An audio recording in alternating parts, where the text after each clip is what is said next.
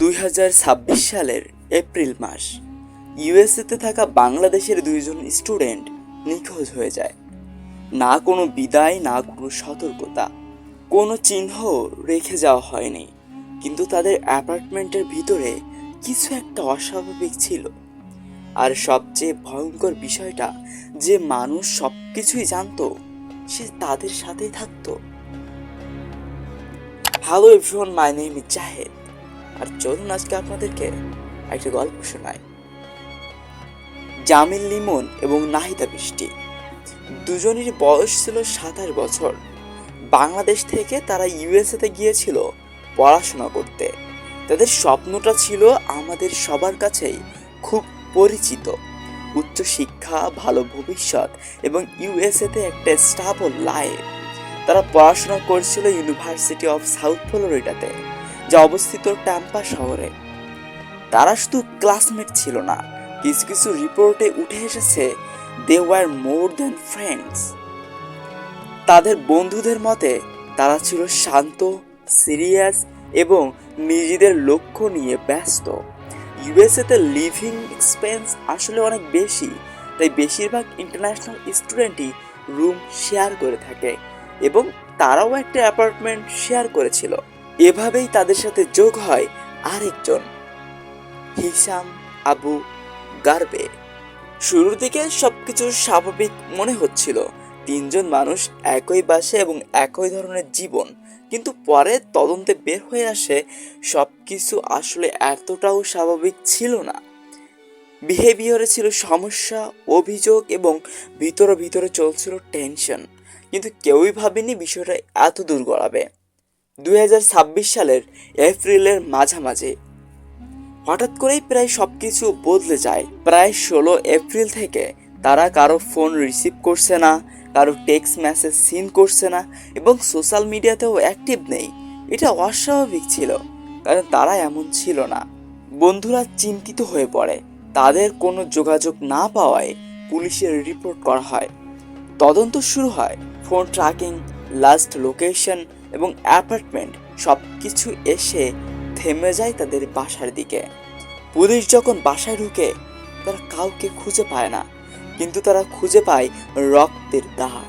শুধু একটু না, এমন পরিমাণে পাওয়া যায় যেটা থেকে পরিষ্কার বোঝা যায় এখানে মার্ডার হয়েছে।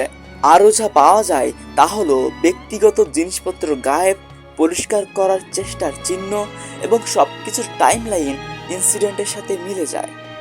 এখন এটা নিখোঁজের কেস না, এটা হয়ে যায় মার্ডার ইনভেস্টিগেশন। সব সন্দেহ গিয়ে পড়ে হিশাম আবু গারবের উপর, যে তাদের সাথে থাকতো এবং শেষবার সেই তাদেরকে দেখেছিল। তদন্তে যা পাওয়া যায় তার আচরণ আগে থেকে অস্বাভাবিক ছিল। তার নামে অভিযোগও ছিল এবং তার চলাফেরাও ছিল সন্দেহজনক। এবং সবচেয়ে ভয়ঙ্কর বিষয়, সে আগে থেকেই চ্যাটজিপিটিতে সার্চ করেছিল কিভাবে অপরাধ লুকানো যায়। আর এটাতেই ধারণা করা হয় সবকিছু আগে থেকেই পরিকল্পিত ছিল। পুলিশ ট্র্যাক করে ফোন লোকেশন, সময় এবং তার মুভমেন্ট, এবং তার কথার সাথেও মিল পাওয়া যায় না। অন্যদিকে ভিকটিমদের জিনিসপত্র বিভিন্ন জায়গায় ফেলে দেওয়া হয়েছিল, যেটা থেকে বোঝা যায় সে প্রমাণ লুকানোর চেষ্টা করছিল এবং ইনভেস্টিগেটরদের তদন্তে ভুল পথে নিয়ে যাওয়ার চেষ্টা করছিল। এরপর আসে সবচেয়ে ভয়ঙ্কর মুহূর্ত। লিমনের মরদেহ খুঁজে পাওয়া যায় একটি ব্রিজের নিচে এবং তার শরীরে ছিল গুরুতর আঘাতের চিহ্ন, সহিংসতার স্পষ্ট প্রমাণ, এবং এটাতেই নিশ্চিত হওয়া যায় যে এটা হত্যাকাণ্ড ছিল।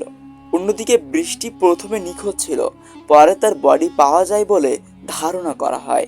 যেহেতু অনেক সময় পেরিয়ে গিয়েছিল, তাকে আর চেনা যাচ্ছিল না, এবং এর সাথে সাথে এটা হয়ে যায় ডাবল মার্ডার কেস।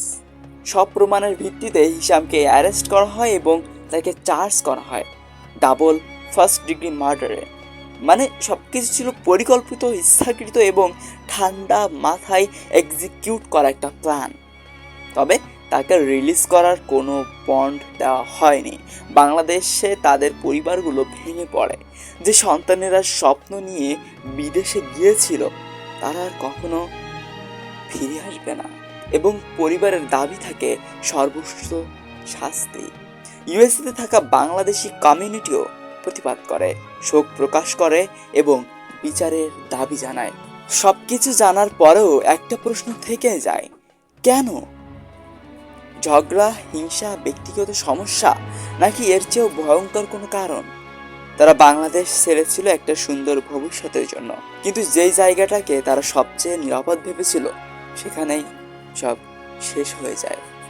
আর অনেক সময় তোমার জীবনেও সবচেয়ে বিপজ্জনক মানুষটা তোমার একদম পাশে থাকে। কিন্তু তোমার কি মনে হয় আসল মোটিভটা কি ছিল? ভিডিওটি ভালো লাগলে অবশ্যই লাইক, শেয়ার এবং সাবস্ক্রাইব করে পাশে থাকবেন। Thanks for watching and I will see you for guys in the next video.